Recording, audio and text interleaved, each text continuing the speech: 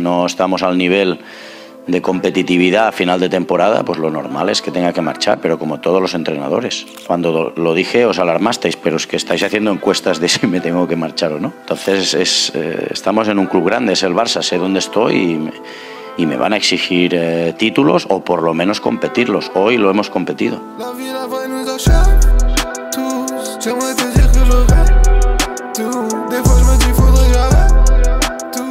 Hello à tous, ravi de vous retrouver dans la quotidienne. Ça se complique pour coach Xavi à la tête du FC Barcelone après le quart de finale raté de Copa del Rey hier face à Bilbao. Une élimination 4-2 notamment signée des frères Williams. L'Espagnol Nico a marqué tout comme le Ghanéen Iñaki, tout juste revenu de la Coupe d'Afrique des Nations. Ça n'a pas chômé mais ça laisse le Barça en vie dans 2 compétitions seulement, la Champions League et la Liga. Mais Xavi est en danger même s'il a trouvé l'excuse parfaite.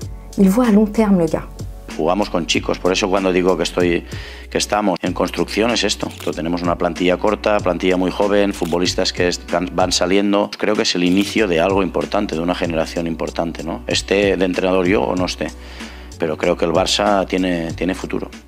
Bon, parlons peu mais parlons bien, parlons Coupe d'Afrique des Nations. Hier, on a appris la suspension de Walid Regragui pour 4 rencontres, dont 2 avec sursis après l'accrochage avec Chancel Bemba en marge de Maroc-Congo dont il a été rendu responsable. Cette sanction pourrait être réduite à 2 matchs. Alors je vous pose la question du jour, que pensez-vous de cette sanction infligée à Walid Regragui? Vous pensez que c'est mérité ou un petit peu sévère? Vous nous dites tout et demain on sélectionnera 2 commentaires. Tout ça n'a quand même pas empêché ces joueurs de s'imposer 1-0 pour prendre la tête du groupe F et qualifier la Côte d'Ivoire dans le même temps. Et dans les rues d'Abidjan à Yamoussoukro en passant par San Pedro, c'était la folie furieuse pour tous les Ivoiriens. Et pour remercier les Marocains de leur avoir redonné espoir, ils ont encerclé leur bus pour le plus grand plaisir de l'homme du match, Sofiane Amrabat.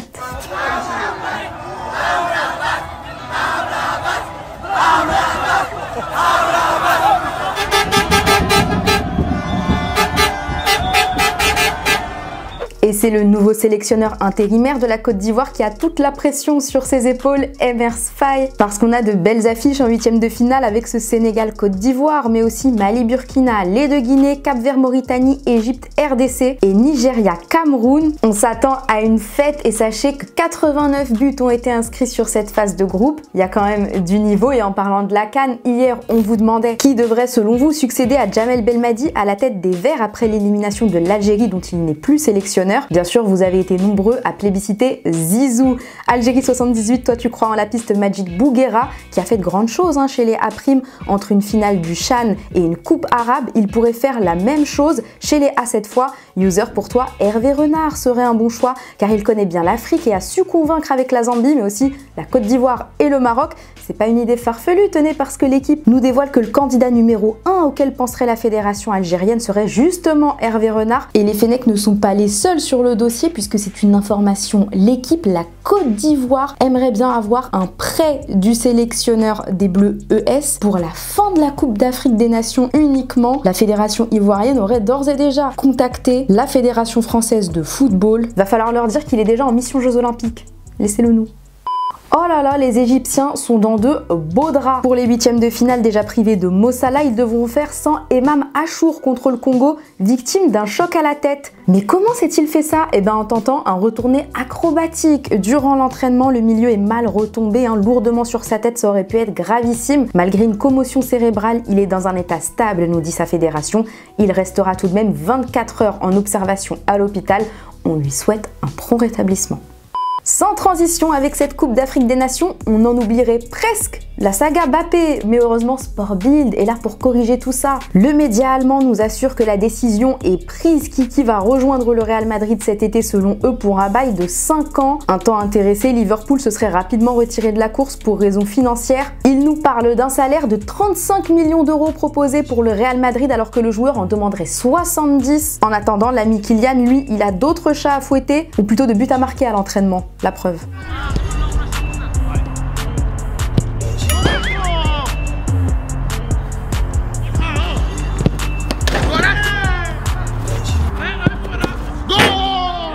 Soit dit en passant, tant qu'on y est, c'est officiel, Gabriel Moscardo est parisien. Le milieu brésilien de 18 ans a paraphé un contrat de 4 ans jusqu'en 2028. Il va être prêté dans la foulée à son club de Corinthians jusqu'à la fin de la saison.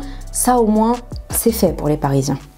Allez, c'est l'heure du football vrai. Allons en Angleterre où il y avait de la FA Cup féminine, Reading face à Arsenal. Et Beth Mead nous a tout déchiré en envoyant ça du droit pour le plus grand bonheur des Gunners.